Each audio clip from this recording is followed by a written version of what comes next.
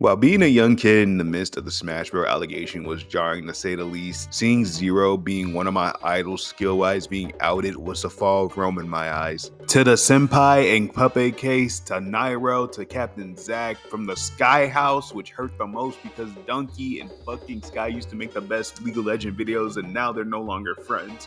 Allegation after allegation, you really didn't know who was next. Zero? No! Salem? No! D1?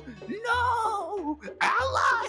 No! Even at my local events I used to attend, they were putting out notices warning people in the community to come out if they were being harassed. And also the combination of the toxic scene that is Smash Bros. You know, a couple individuals from a certain continent, you know, a little Swedish meatball fuck that likes to fucking harass people and bitch a lot. So it's fucking left. And I'm talking about left. And I hate that European twink so much, bro. I know there's genuine pedophiles in the Smash community, but this nigga gets the most hate out of me. Like, I fucking hate him. Since so much time has passed, I thought I'd make a retrospective video seeing what could have been done about these things in our communities, even though the Smash community is incompetent to this day because we recently just had a case while I was making this video. Fucking Smash player had EX with a 13-year-old from Discord and now is only coming out 2 years later. So things haven't changed really. Let's start with the very beginning.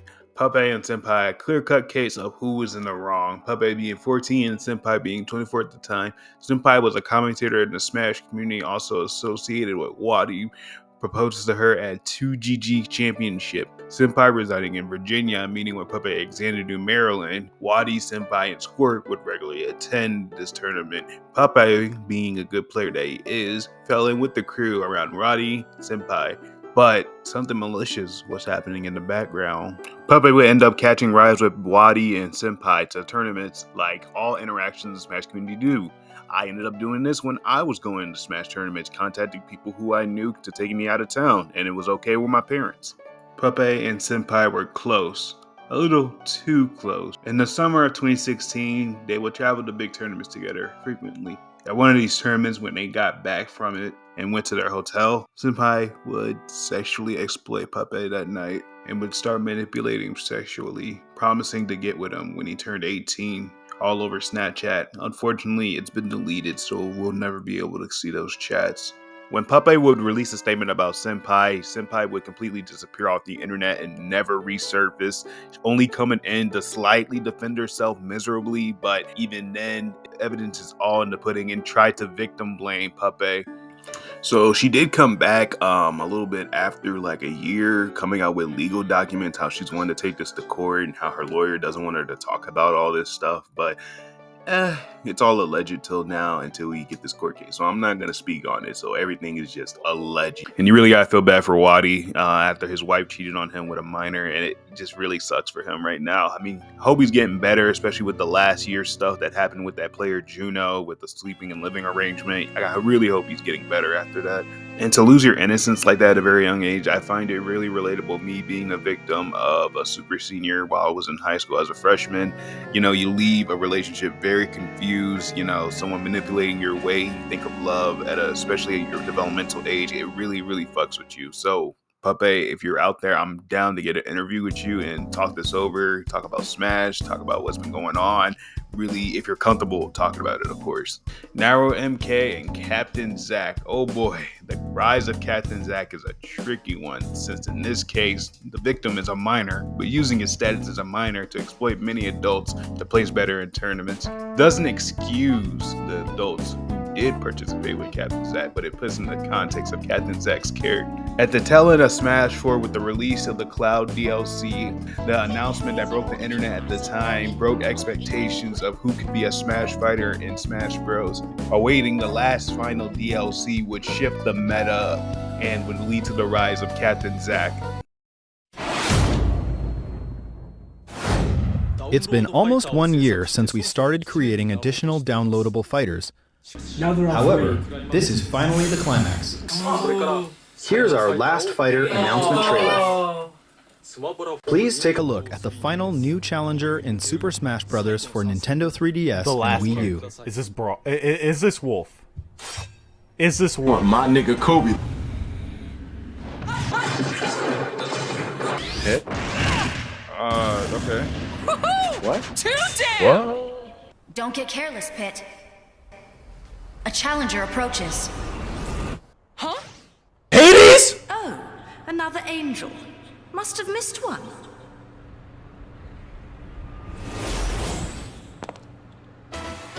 Bayonetta!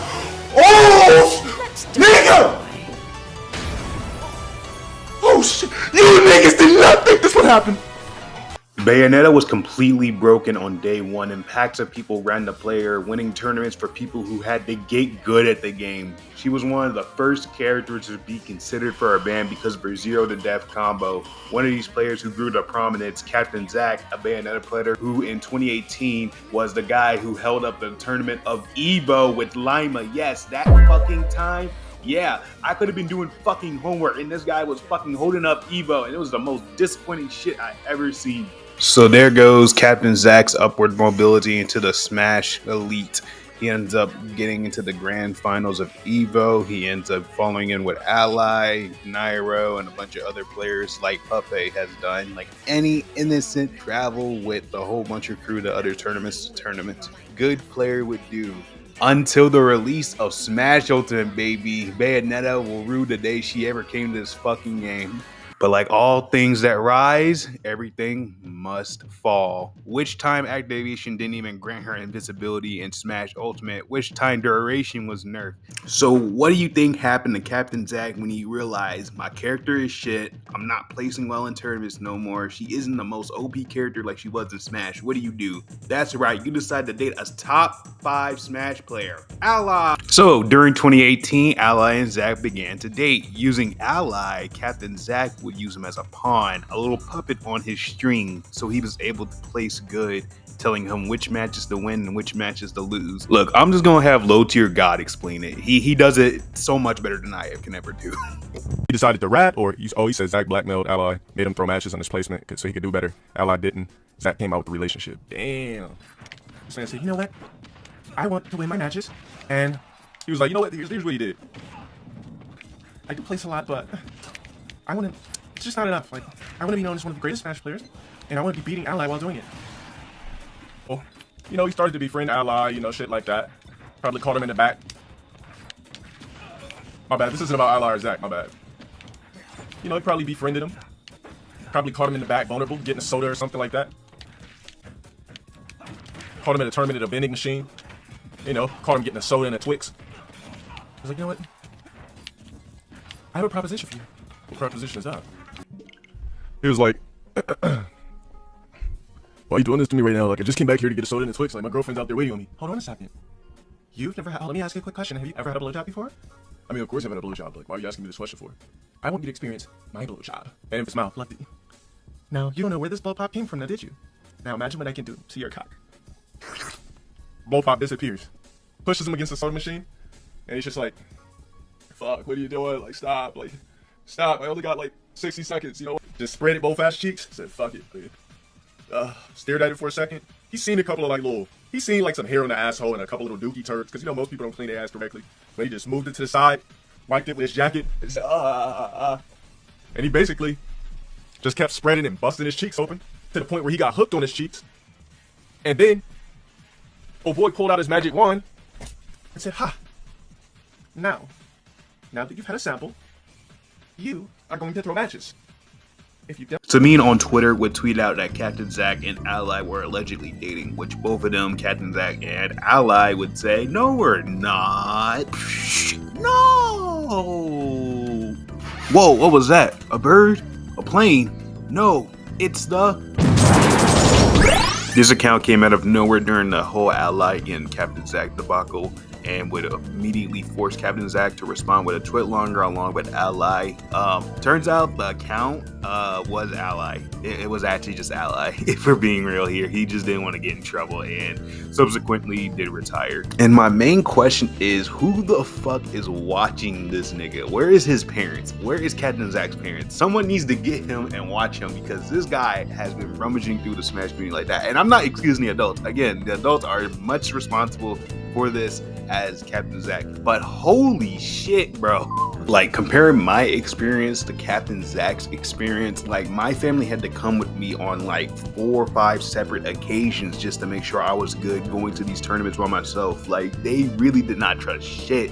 And the fact that these parents are not in his life, like, where was this? Like, I remember getting like fucking eagle-eyed by my fucking grandma, making sure I was good at the tournament, and she was checking on me mid-match, bro.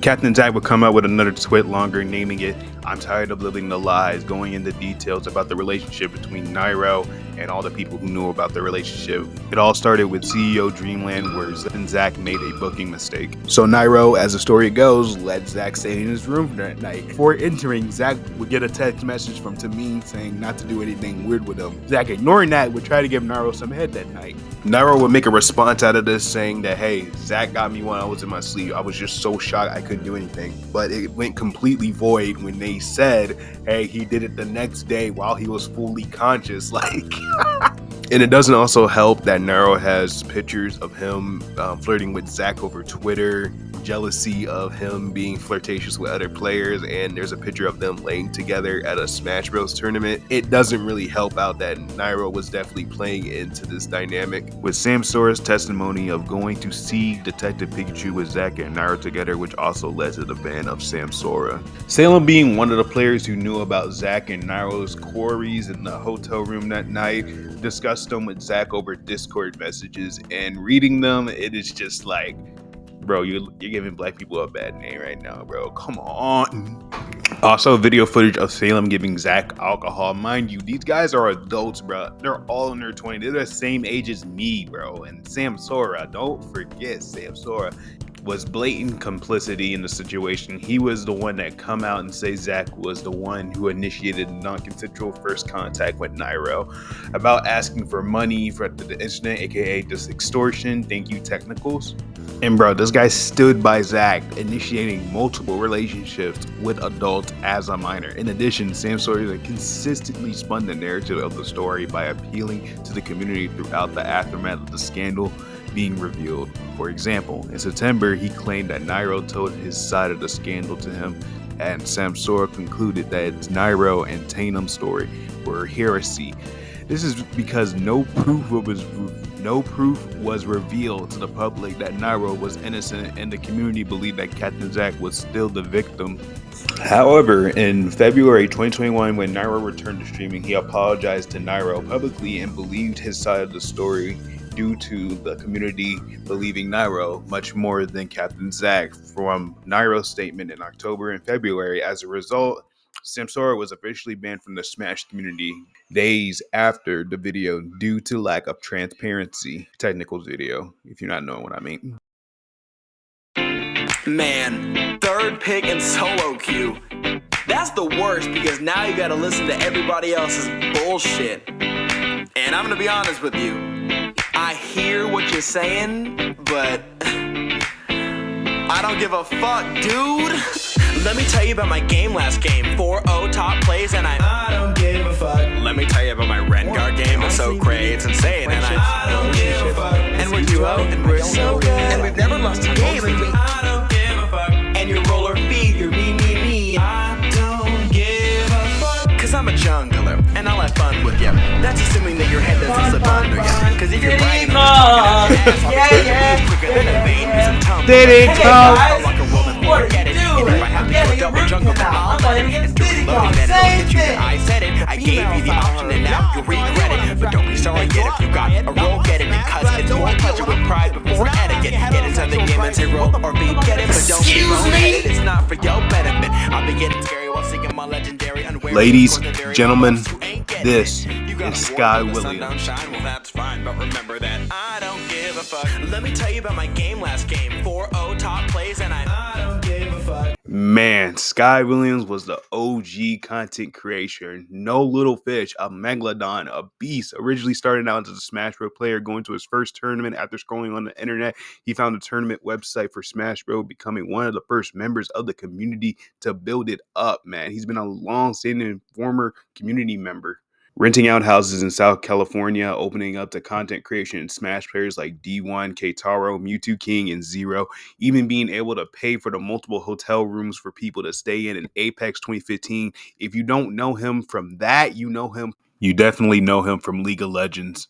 Making skits with his roommates about League, becoming a prominent figure in commercials, commenting for matches, and playing video games with Video Game Donkey himself, being on Destiny's stream, this guy has been around for a long time. Which honestly sucks more to what happened to him. As I mentioned before, Sky Williams owned a series of houses in South California as early as 2013, being accused by the same Jackie. Yeah, accused Zero. Sky's situation was the accumulation of debt to 10 different people. One of those people, Sam, who Sky borrowed money from, accused Sky of taking all the money and giving it to his dad to spend on dick surgery. At least think that his money is going somewhere, and I kept telling him, no, Sam, I don't want you to deduct anything from the rent. You're living in the mansion, you want to pay $2,000 when everyone else is living free? That's ridiculous. I don't want you to say instead, you just owe me 20 grand and we'll call it even. No, I'm going to pay you the full $55,000. Get over it. His dad never had cancer. I repeat, he made up this story about his dad having cancer as a way to manipulate someone he calls a good friend into giving him money. The excuse he had told me is that his dad lied to him about having cancer and instead used the money on a cosmetic surgery for his penis. I am not joking. This is the excuse that he has used several times. I know it's hilarious, but it just makes it harder to take my situation seriously when he turns it into such a joke. And in these emails, people were alleging that I got surgery on my dick. And for whatever reason, I don't know where they found this in his TwitLonger, but they alleged that I groomed and sexually abused people, but from Sam TwitLonger. This saying, I'm sorry, there's not a lot of time. I love you. This came out of nowhere. Like we hadn't talked for 2 days and then boom. I frantically started messaging him when I read it 30 minutes later, pleading for him to give me context. I turned to my stepmother and asked her about what the message meant. She said that she had no idea, which was even more alarming to me. Her first suggestion was that he was trying to make me feel guilty and maybe he had been drinking. But when I pressed her a bit more, she told me that he's having a test on his kidneys because they found something. My entire world just shattered. At that moment, I had a fair amount of money, so I instantly sent it to him in the same way I usually did at the time. The method would take a few days, but it didn't matter to me. I just wanted to get him something. But just as soon as I did, I was told by my stepmother that my father got surgery on his dick and he didn't have any health concerns because if August 5th, I was venting to Sam about how I got broke. In this statement, I say that I used the money to help my father with his surgery for cancer.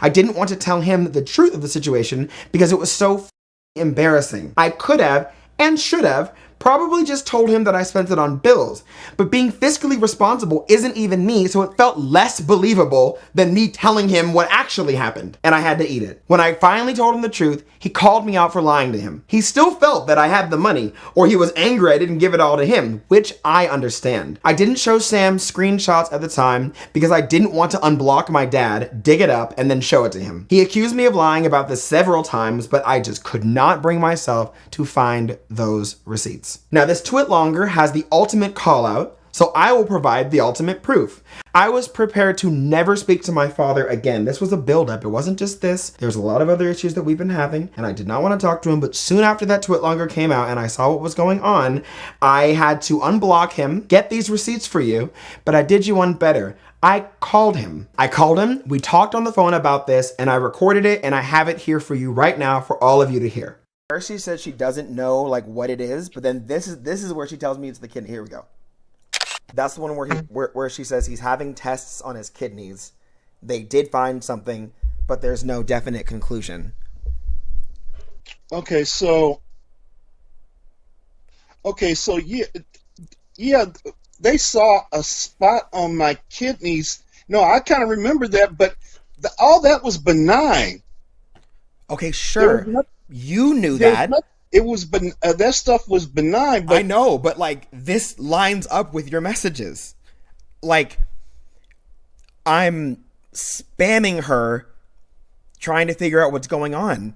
And I'm glad that it was benign. But Dad, you're the only one that knew that. I didn't know that. And you wouldn't respond to me. So what am I supposed to think? Okay, Gregory, calm down. No, I'm not gonna calm down, dude. I didn't know. You're the only one that knew it was benign. Why didn't you respond or tell me? When you send a message like that, and then I go and ask your wife, and she says they found something on the kidneys. You don't find candy on the kidneys. It's typically nothing good. And the first thing everyone thinks is cancer. That's not unreasonable. But only you knew it was benign. You Gregory, wouldn't tell okay, me. I'm sorry. I'm sorry that there was this big mix-up. I'm sorry, but I didn't. At no point I ever said anything about cancer to anybody. I know you didn't. I know you didn't say anything about cancer. It's just when you send something like that, and then I hear there's something on your kidneys. That's what I'm gonna think, and that's on me. That's sorry, on Gregory.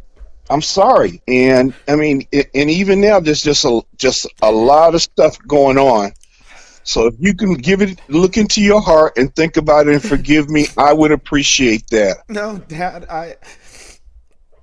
Or you take as much time. No, I do.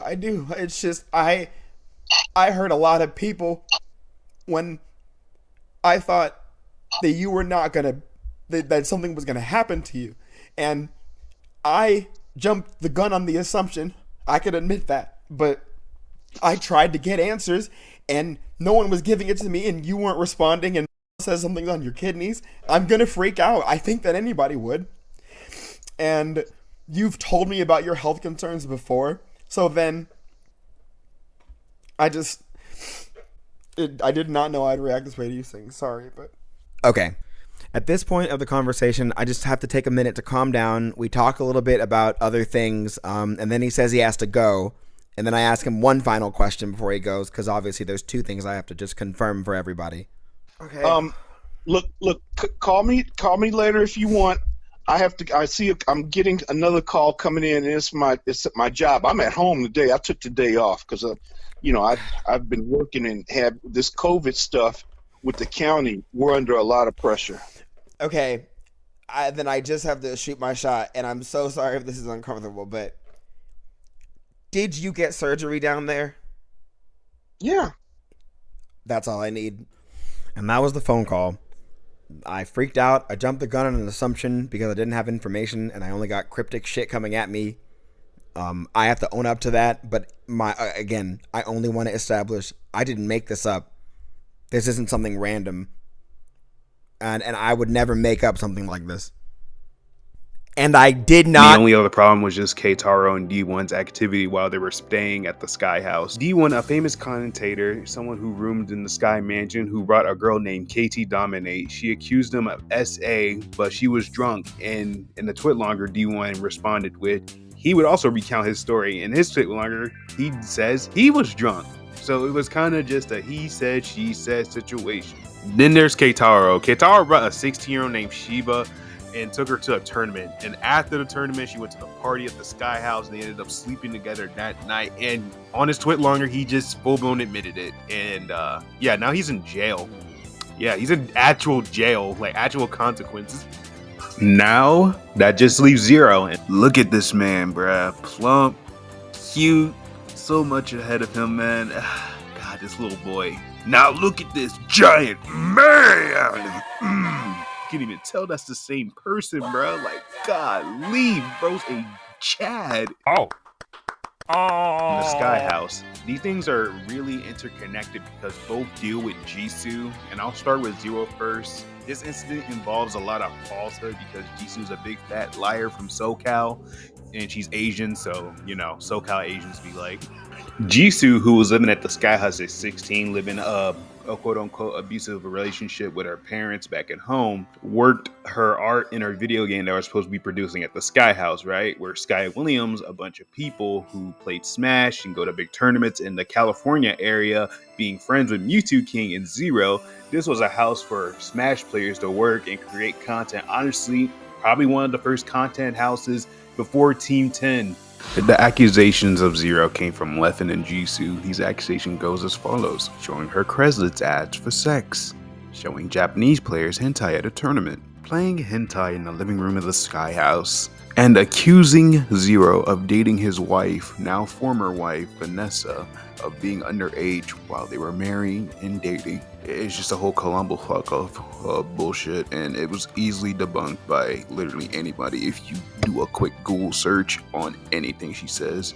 And I just want to mention it in passing because all this shit is just old. The main thing with Zero was the messages with Katie.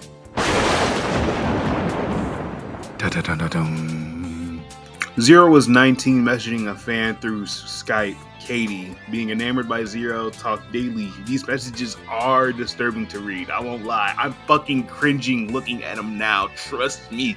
We can all universally agree this was a big cringe that he did. But right now, Zero as he is has improved significantly. He's not. Like, he made a mistake. Fuck it. He made a mistake. And that's what I'm just going to stand on. Now that leaves us with one question. Where are these figures? Where have they gone to? And what have they been doing? Well, I did my research and I tried my best to find them, and here are the results. So we got Salem, winner of EVO 2015, winner of Apex 2013. He is now doing online tournaments. Last known location, United Destination, when he was playing Bayonetta against Roy. Glad he's doing great. I hope he is doing well. I would like to, talk to him if I can, but if not, yeah, he's doing well. Puppeh and Senpai, well, I can't seem to find them both anywhere, and they must be dealing with some court stuff last time I checked. So that's about it for real. Sky Williams, the dad who wants to be there for us but can't because he's running from debt collectors and he doesn't want us to take the burden of the debt. I'm just kidding. But he's been uploading somewhat, upload yearly, every little nugget of video. I come in and check, see, I get a little excited when I see you upload. I'm like, yeah, Daddy Sky, yeah. And if you're wondering what Nairo's doing, he's still alive. He's unfortunately still with us. So, yeah, nothing to celebrate, guys. Sorry. Gonzalo's Castro, aka Zero, he is now currently running a personal training business now. Like, he's really doing good for himself. Bro's fit, bro's tough, bro's built like a rock, man. Like, he's gonna go far in the bodybuilding world, man. And I really want to. And if you guys really liked that video and loved everything I was editing, please consider subscribing, liking. Follow me on Blue Sky, Twitch. I'm going to be way more active on those platforms since TikTok is being taken away before healthcare is even solved. And I want to thank Sky Williams and Zero for being impactful in my life as it was in middle school through high school. You guys really kept me on the up and up. And I truly look up to these guys back then. Really were my A1 heroes in my eyes, though. I'm glazing them, but that's just the truth of it. And I hope everybody has a great New Year's.